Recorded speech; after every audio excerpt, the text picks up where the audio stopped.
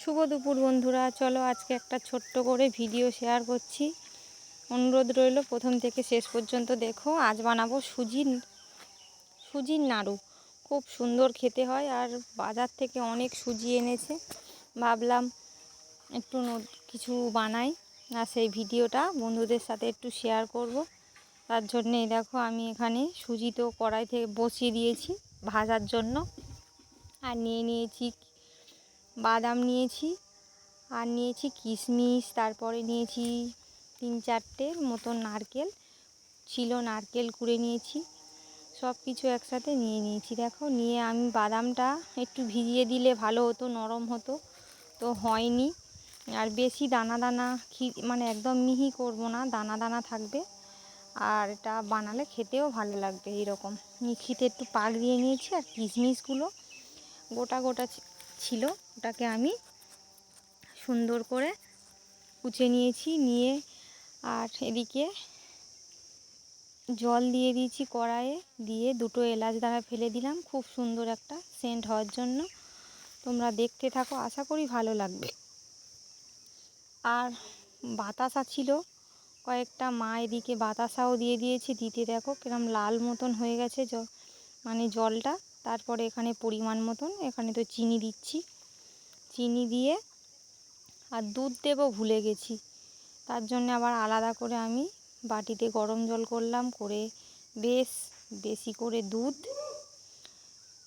এটা দুধ ছিল না বন্ধুরা, এটা ছিল সেই বাদামটা বাটির মধ্যে ঢেলে নিয়েছিলাম, তো সেটা দিয়ে এবার আমি নারকেল দিয়ে দিলাম, বাদামটা দিয়ে নারকেলও দিয়ে দিলাম। দিয়ে এবারে বেশ কয়েক ঘন্টা এটা ফোটাতে হবে। তোমরা দেখতে থাকো, বুঝতে পারবে। অনেকক্ষণ এটা ফুটিয়ে রসটাকে একদম কম করে নিতে হবে। আর আমি বললাম যে দুধ দিতে ভুলে গেছি।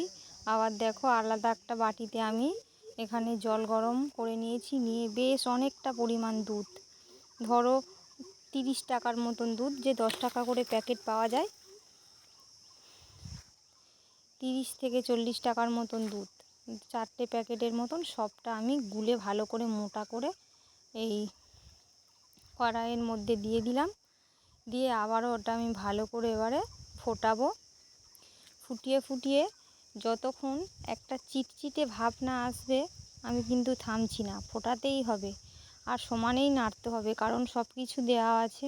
নাড়তে নাড়তে আমার হাতটাই ব্যথা হয়ে যাচ্ছে এদিকে।